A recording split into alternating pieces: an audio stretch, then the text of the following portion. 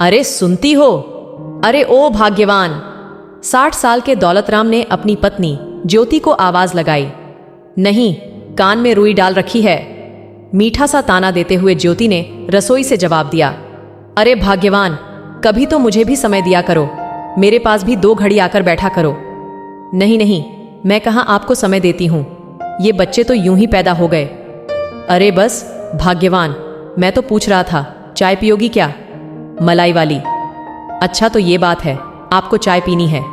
तो ये नाटक क्यों कर रहे हो? मुझे टाइम नहीं देती। घर में बैठोगे और चाय चाय की रट लगाओगे। और क्या पूछ रहे थे, चाय पियोगी? शादी को 33 साल हो गए हैं, जैसे आज तक कभी चाय बनाकर पिलाई है? ठीक है, मत बनाओ चाय, बाहर थोड़े चक्कर लगाकर आता हूं। कोई जरूरत नहीं अभी बाहर जाने की, बना रही हूं चाय। मालूम है, बाहर चक्कर लगाने के तो बहाने हैं। फिर कहोगे भाग्यवान गुस्सा मत करो, दोस्त मिल गया। वो दोस्ती की कसम देकर 2 पैग पिला दिया। क्या करता, दोस्ती की खातिर पिना पड़ा। अरे नहीं, पागल हो क्या? बुधवार तो तुमने ही फिक्स किया है ना भाई, मार थोड़े ना खानी है तुम्हारी। मजाक करते करते दौलतराम ठहाका मारकर हंस पड़े। अच्छा, और शनिवार को कौन पीता है? मैं? क्या तुम पीती हो? मुझे तो नहीं बताया कभी। और मैं कहता हूं तो कहती हो, जहर सिर्फ शिव ने पिया था, पार्वती ने नहीं। कहते कहते दौलतराम फिर हंस पड़े। चलो अब बस करो ये हंसी ठट्ठा और यहां बैठो, टीवी चालू करो, मैं आती हूं चाय बनाकर। ज्योति के रसोई में जाते ही हॉल में कड़कदार खामोशी छा गई। दौलतराम टीवी का स्विच ऑन करके रिमोट ढूंढने लगे। नहीं मिलने पर आवाज लगाने लगे, ज्योति कहाँ हो? ये रिमोट नहीं मिल रहा। अरे सुनती क्यों नहीं? जवाब तो दो। मगर ज्योति ने जवाब नहीं दिया। जवाब नहीं मिलने पर दौलतराम परेशान हो गए और एकदम रसोई की तरफ जाने लगे। तभी ज्योति रसोई से निकल आई और कहने लगी, हद होती है चिल्लाने की। अभी तो कहाँ चाय बनाने को, और चाय बनाने भी नहीं देते। अरे वो रिमोट नहीं मिल रहा था टीवी का। अरे तो मैं जेब में लेकर घूम रही हूं क्या, जो रसोई में आ रहे हो? नहीं ज्योति, तुमने जवाब नहीं दिया ना, तो मैं परेशान हो गया। दौलतराम ने ज्योति के कंधे पर हाथ रखते हुए भावुक स्वर में कहा। ज्योति भी यह देखकर भावुक हो गई। पति का प्यार देखकर उसकी आंखें नम हो गईं। फिर खुद को संभालते हुए बोली, अरे आप तो फालतू में चिंता करते हो। कुछ नहीं हुआ है मुझे, मैं तो गुस्से की वजह से जवाब नहीं दे रही थी। सोचा चाय लेकर जाऊंगी, तब जवाब दूंगी। नहीं ज्योति, ऐसा फिर कभी मत करना।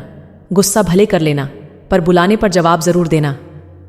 दौलतराम का इतना प्यार देखकर ज्योति की आंखों में पानी आ गया और कहने लगी, चलिए चलकर बैठिए, मैं चाय लाती हूं। दौलतराम ने हामी भरी और हॉल में जाकर फिर रिमोट ढूंढने लगे। रिमोट मिलने पर सोफे पर बैठ गए और टीवी चालू कर दी। ये लीजिए आपकी चाय, पापड़ और गुड़ वाली सेव। अरे वाह, क्या बात है, दिल खुश कर दिया। अरे ये क्या, चाय में मलाई नहीं डाली? नहीं, आपको डॉक्टर ने मना किया है मलाई खाने को। पर तुम्हें पता है ना चाय में मलाई मुझे कितनी अच्छी लगती है। हाँ तो क्या करूं, नहीं मिलेगी मतलब नहीं मिलेगी। चुप करके चाय पी लो, नहीं तो ये भी ले जाऊं।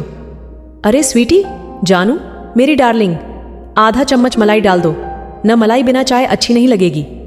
हे मेरे परमात्मा, इस 60 साल के बुढ़े को सुमति दो, मैं तो समझा समझा कर थक गई हूं। ठीक है, बुढ़े की बुढ़ी, अब जाओ और मलाई लेकर आओ। ज्योति रसोई में गई और मलाई ले आई और कहा, ये लो मलाई। तौबा, दुनिया सुधर गई। पर आप न सुधरोगे। दोनों चाय पीने लगे और टीवी देखने लगे। हॉल में फिर खामोशी छा गई। चाय पीते पीते दौलतराम ने रिमोट उठाया और चैनल चेंज कर दिया तो ज्योति को गुस्सा आ गया। अरे ये क्या किया? अच्छा भला चल तो रहा था, चेंज क्यों कर दिया? आप क्या जानबूझकर मुझे तंग करते हैं क्या? मेरा शांति से बैठना आपको पसंद नहीं क्या? नहीं, हाँ ज्योति, ये सच है। मुझे जब तक तुम्हारी आवाज नहीं सुनाई देती मैं बेचैन हो उठता हूं, इसलिए मैं तुम्हें जानबूझकर छेड़ता हूं।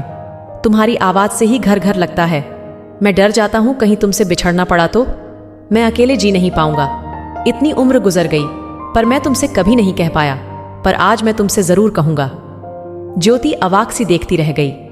दौलतराम सोफे से नीचे उतरकर जमीन पर घुटनों के बल बैठ गया और ज्योति का हाथ हाथ में लेकर कहने लगा, हाँ ज्योति, मैं तुमसे शादी के 33 सालों में कभी नहीं कह पाया। आज मैं कबूल करता हूं कि मैं तुमसे बहुत प्यार करता हूं, और आज से नहीं, जब मैंने पहली बार तुम्हें देखा तब से ही मैं तुम्हें प्यार करने लगा, पर मर्द होने के गुरूर में मैं तुम्हें कभी कह नहीं पाया। मैं तुम्हारे बगैर एक पल भी नहीं रह पाता। तुम हमेशा कहती थी ना प्यार करते होते तो कभी इजहार भी करते, पर तुम तो हमेशा लड़ाई करते रहते हो। पर सच मानो तो मैं कभी कभी तुमसे लड़ाई भी जानबूझकर करता था, क्योंकि मैं जानता था मेरी तंग स्थिति देखकर तुम कभी कुछ फरमाइश नहीं करती। मगर लड़ाई में तुम भोलेपन से रोते हुए कह ही देती थी, कभी मेरे लिए खारी बिस्किट लाए हो, कभी मेरी पसंद की मीठी वाली नमकीन लाए हो, और फिर उस दिन घर के लिए क्या लाना है मुझे अंदाजा हो जाता था और मैं पूरी कोशिश करता था